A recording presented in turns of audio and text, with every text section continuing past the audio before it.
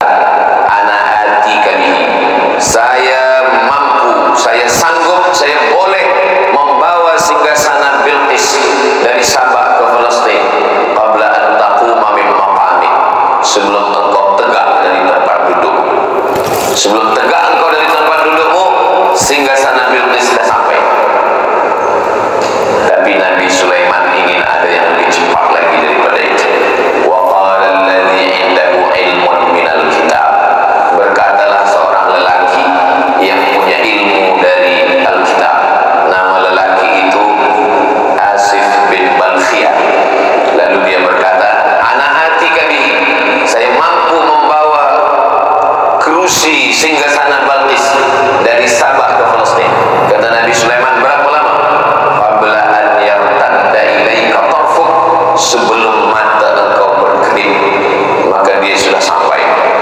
Kalaulah Abu Jahal, Abu Lahab boleh membaca dan dia tahu riwayat tentang Nabi Sulaiman, pastilah dia tidak akan mendustakan Isra dan Mi'raj. Kalau Asif bin Balkhiyah boleh memindahkan kerusi dalam kedipan mata, padahal dia makhluk, apatah lagi Allah. Innama amruhu idza arada syai'an ay yaqula lahu kun fayakun. Tapi malangnya mereka adalah makhluk yang tiada boleh membaca. Maka ayat Quran yang turun adalah Iqra, membacalah, membaca tentang masa lampau, kemampuan manusia yang begitu cepat. Hari ini dunia begitu cepat berubah. Al-Faqir Abdus Somad sampai ke Kahirah 5 hari bulan September 1998. Ambil gambar di tepi Sungai Nil, ambil gambar, kirim, print dulu, masukkan ke kertas, dikirim ke kampung halaman. 1 minggu baru sampai, 1 minggu pula balasannya baru sampai. Sempat lupa cerita dulu, baru datang balasan. Tapi hari ini begitu dia ambil gambar, maka pelajar-pelajar penuntut yang ada di Azhar sekarang, dia datang, dia sampai, dia ambil gambar, terus dia kirim. Sebelum mata berkedip, gambar dah sampai. Tak ada yang sulit, tapi baru hanya setakat gambar. Belum lagi manusia mampu untuk memindahkan manusia. Maknanya orang yang zaman sekarang mengatakan hebatnya teknologi, belum ada lagi yang sanggup untuk memindahkan kerusi singgasana dari satu tempat ke tempat yang lain. Hanya baru setakat tulisan, suara dan gambar. Untuk memindahkan benda belum ada lagi yang mampu. Jadi ini adalah tantangan bagi manusia modern. Betulkah kamu hebat?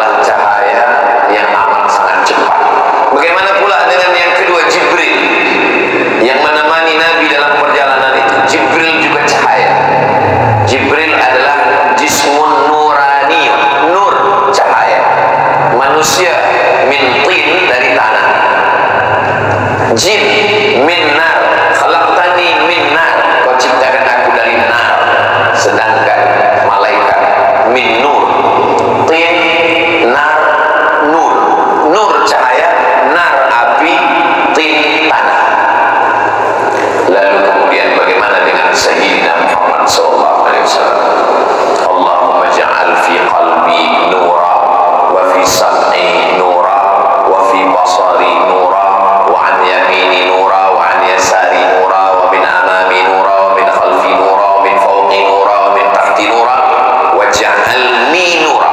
Dalam riwayat lain waj'alli nura, maka dia adalah cahaya. Tiga-tiganya cahaya. Jibril cahaya, Burak cahaya, Sayyidina Muhammad SAW cahaya. Maka kecepatan cahaya amat sangat cepat. Yang paling cepat di antara semua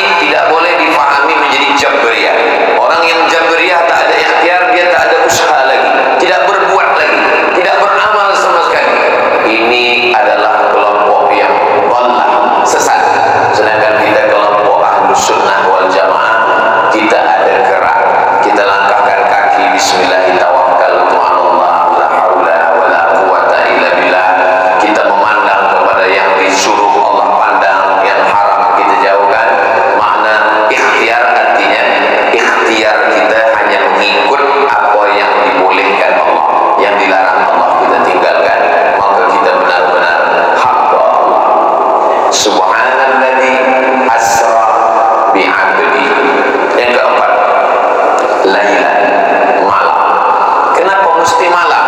Kenapa tidak siang? Karena siang dijadikan sebagai ma'asya. Wa ja'alna an-nahara ma'asya. Siang untuk mencari nafkah, mencari kehidupan. Sedangkan malam sakanan lail, malam itu tenang. Wa minal laili, dari sebagian malam. Allah tak minta semua malam. Yang diminta Allah malam itu hanya minal laili, sebagian daripada malam.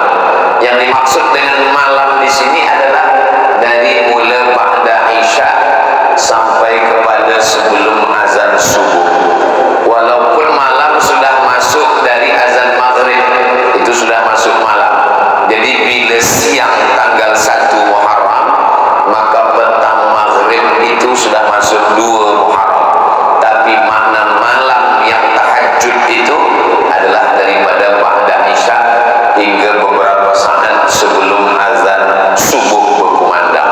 Itulah yang diminta Allah Subhanahu wa taala sebagai malam bermunajat, sunyi hanya kita dengan Allah Subhanahu wa taala. Allah tahu kita nak tidur sebab kita rehat, esok pagi kita berusaha, maka Allah tak minta semua.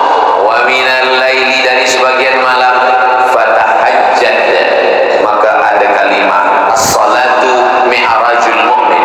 Salat itu mi'rajnya orang yang beriman. Maknanya kita berdua bersunyi-sunyi, mensepikan diri, mensunyikan diri bersama Allah Subhanahu wa taala. At-tadabbur, at-tafakkur sa'ah, kata Abu Darda, khairun min qiyamil lailah. Bertafakkur sendiri sunyi di tengah malam lebih baik daripada sembahyang sepanjang malam.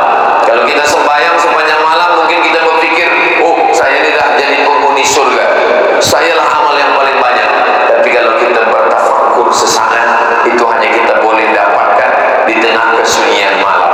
Saya ini datang dari mana, sedang di mana, saya akan ke mana, apa yang sudah saya buat, apa yang akan tinggal, dan apa yang akan saya bawa.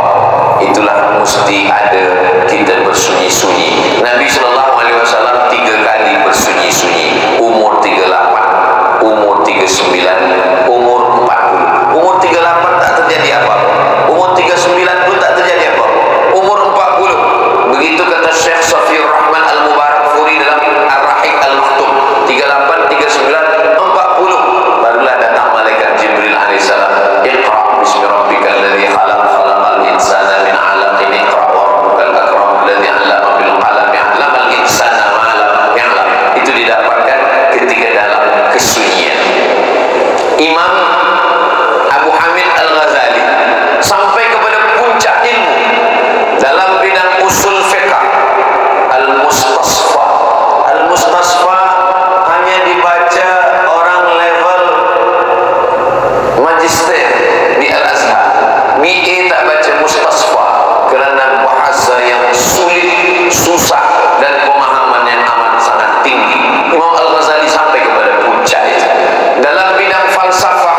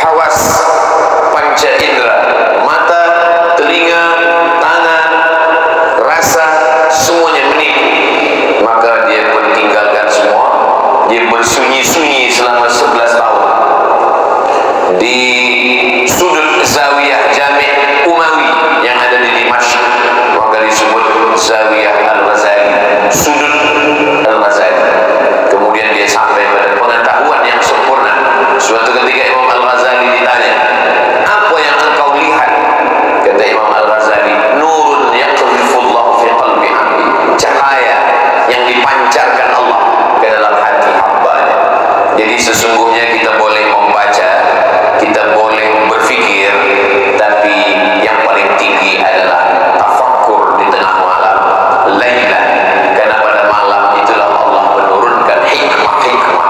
Maka kalau hanya setakat membaca, banyak yang lebih pandai daripada kita.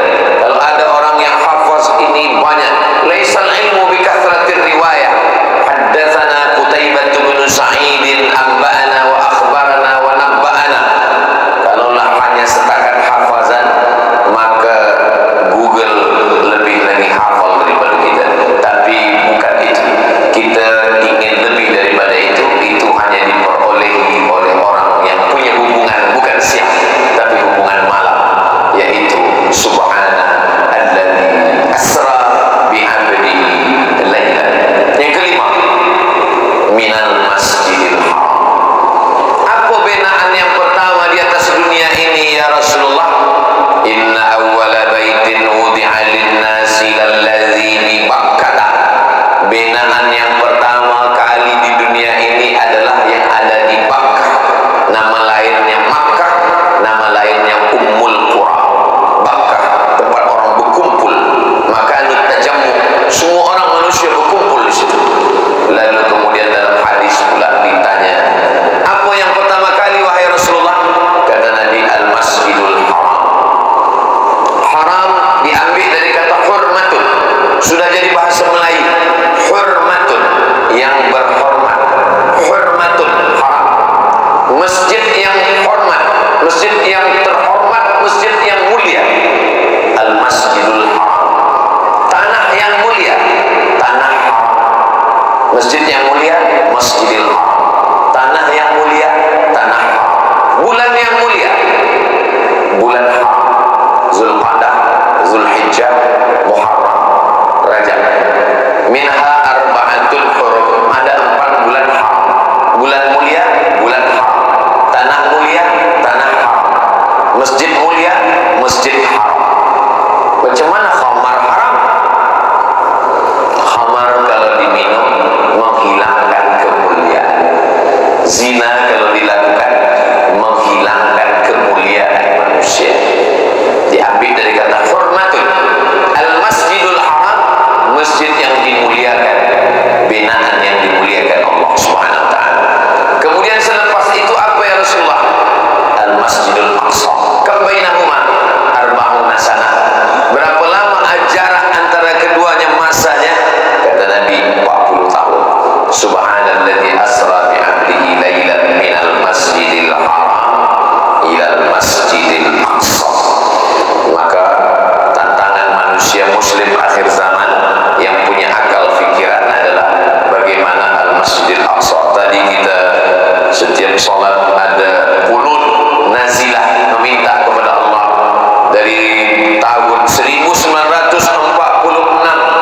mereka mengambil Masjidil Aqsa ini kerana mereka meyakini bahwa ada Temple of King Solomon di bawah Masjidil Aqsa.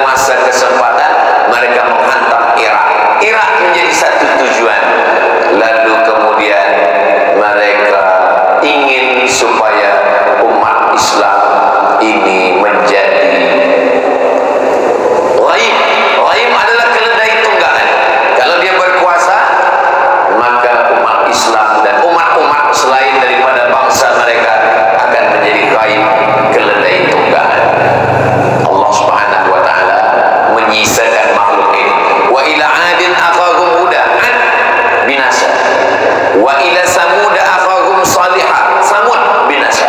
Wa ila Madyan akhahum Syu'aibah, Madyan binasa. Kenapa bangsa ini tetap ada? Menjadi pertanda akhir zaman dan kebenaran Al-Quran. Seandainya bangsa ini musnah, punah, tak ada lagi di atas dunia, orang bertanya, mana yang disebutkan dalam Al-Quran itu, kenapa tak ada? Mereka ada sebagai salah satu mukjizat kebenaran Al-Quran. Inna nahnu nazzalna dzikra wa inna lahu lahafizun. Al-Quran yang datang, yang kami turunkan, yang kami jaga ini menceritakan kebenaran, dan kita menjadi saksi di akhir zaman tentang kebenaran Al-Quran. Maka mana Umar bin Khattab yang dulu pernah membebaskan, mana Salahuddin Al-Ayyubi yang pernah membebaskan, mana Muhammad Al-Fatih yang pernah membebaskan. Menjadi tantangan bagi belia-belia, pemuda-pemuda di akhir zaman. Subhana alladzi asra bi'abdihi lailan minal masjidil haram ilal masjidil aqsa. Yang keempat, yang ketujuh, alladzi barakna haulah. Baraka artinya unta yang turun. Saya ada tanah, tuan ada tanah, puan ada tanah. Tanah kita ini ukurannya sama besar dan berdekat-dekatan, tapi di tanah saya turun unta. Orang Arab mengatakan barakal ibilu. Baraka yang beruku artinya turun. Kalau ada unta turun ke tanah saya lah yang berkah, barakah. Barakallahu laka fil mawhub wa syakartal wahid wa ruzikta birrahu wa balagha asyuddak. Nikah. Barakallahu lakuma wa baraka alaikuma wa jama'a bainakuma fi khair. Makanan. Allahumma barik lana fi ma razaqtana wa qina adzabannar. Kalau berjumpa, assalamualaikum warahmatullahi wabarakatuh. Kalau kita beriman dan bertakwa, walau anna ahlal qura amanu wattaqau la fatahna alaihim barakatin barakah. Maka selalu orang minta doakan supaya berkah, doakan supaya barakah. Barakah maknanya ziyadatul khair, kebaikan yang bertambah-tambah. Ada rumah, kata arsitek, rumah ini bertahan 100 tahun, tapi rumah ini 120 tahun. Maka yang 20 tahun ini disebut dengan barakah. Ada orang sama-sama umur 40, yang ini 40, yang ini 40, tapi yang 40 ini barakah. Hafazan Qur'annya, hafazan kitabnya, amal-amal kebaikannya, orang ini disebut dengan barakah. Maka Allah katakan barakah. Wa nunazzilu minal Qur'ani ma huwa shifa. Al-Quran ini kami turunkan sebagai penyembuh, obat penawar. Maka Quran adalah barakah. Begitu juga dengan Baitullah. Inna awwala baiti wudi'a lin-nasi lalladzi bi Bakkata mubarakan. Maka ada barakah. Wa anzalna minal minas sama'i ma'an mubarakah. Air yang turun dari langit itu barakah, dan Ka'bah juga barakah. Ketika Ka'bah barakah, turun air langit barakah. Berjumpa barakah air langit dengan Ka'bah, turun di mizan. Berjumpa dua keberkahan, keberkahan air dengan keberkahan Ka'bah. Berlomba-lomba orang ingin mengambil air yang turun daripada mizan Ka'bah. Kenapa? Karena barakah. Imam Ahmad bin Hanbal menyapu mimbar Nabi. Selepas dia sapu, dia cium. Sahabat dia bertanya, kenapa engkau cium tapak tangan engkau? Kerana ada barakah, atharus salihin. Disebutkan dalam kitab Mafahim, yajib an tusahhah. Khalid bin Walid kehilangan topi, kopiah dia hilang. Kemana kopiah saya? Kemana topi saya? Kata sahabat dia, banyak berjual di pasar, kenapa engkau kehilangan? Bukan masalah topi kopiahnya, tapi di dalamnya ada rambut Nabi Muhammad SAW.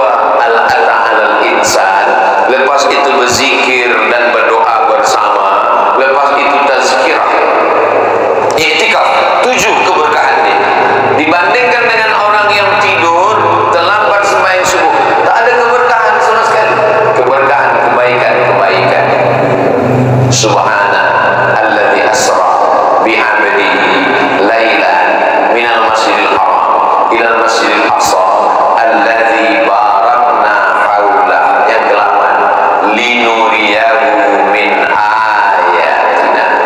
Untuk apa Isra Mi'raj? Ada orang mengatakan Isra Mi'raj karena Nabi ingin berjumpa dengan Allah.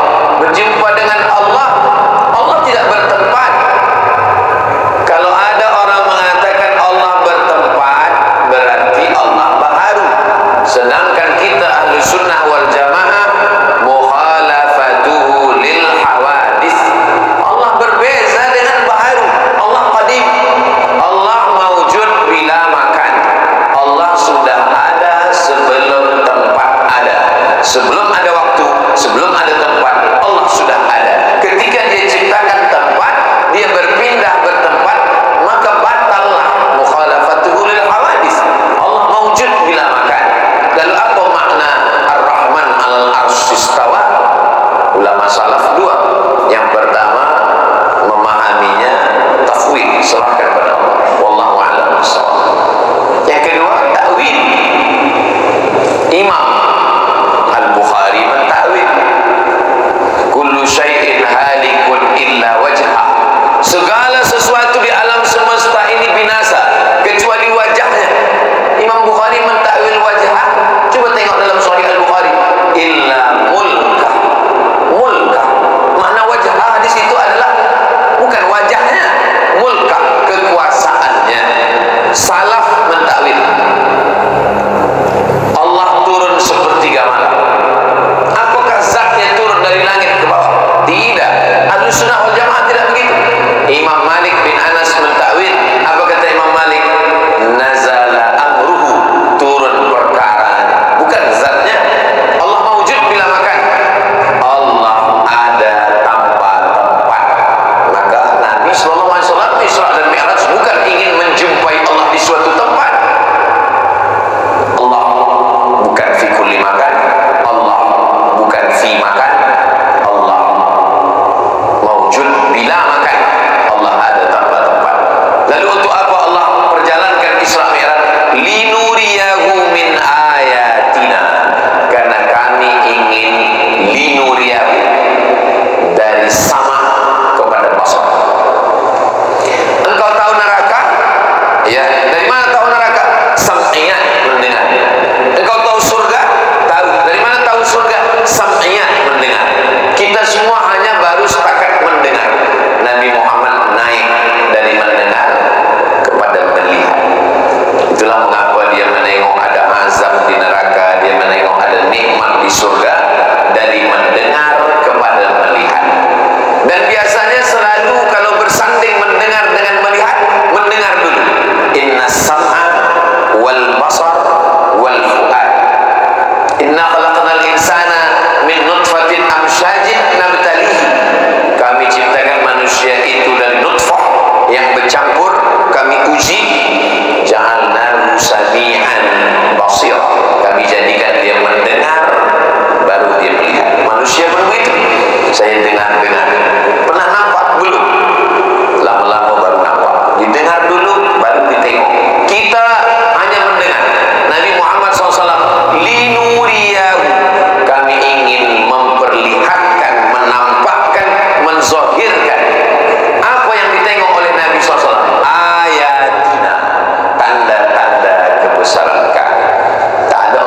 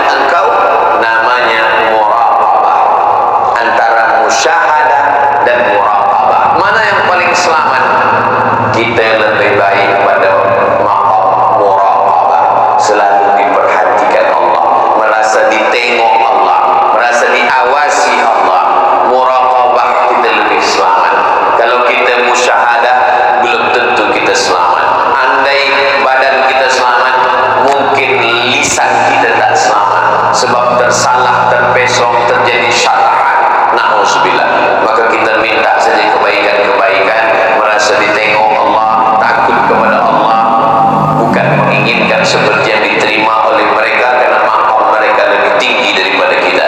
Tapi hikmah daripada Isra Mi'raj adalah linuriyahu min ayatina. Kami ingin tunjukkan kepada dia Nabi Muhammad SAW, karena nanti dia akan menyampaikan ini kepada umat manusia, dan umat manusia pula mendengar, dan Nabi yang menyampaikan itu sudah menyaksikan pada level musyahadah, menyaksikan sebenar-benar yang dia tengok. Itulah yang diceritakan dalam hadis tentang perjalanan Nabi melihat azab di dalam neraka, melihat apa yang ada di surga. Itu semua adalah bagian daripada linuriyahu min ayatina. Pada akhirnya ditutup dengan yang ke-9 as-sami', yang ke-10 al-basir. Sami', kalau kita sudah paham tentang ayat ini, maka berhati-hatilah berkata-kata, kerana Allah itu sami'. Jangan bercerita tentang sesuatu yang kita tak tahu tentang Isra Mi'raj, kerana Allah Maha Sami', Maha mendengar. Wa na'lamu ma tuwaswisu bihi nafsuh, kami tahu apa yang berbisik-bisik dalam hati. Siapa yang tidak percaya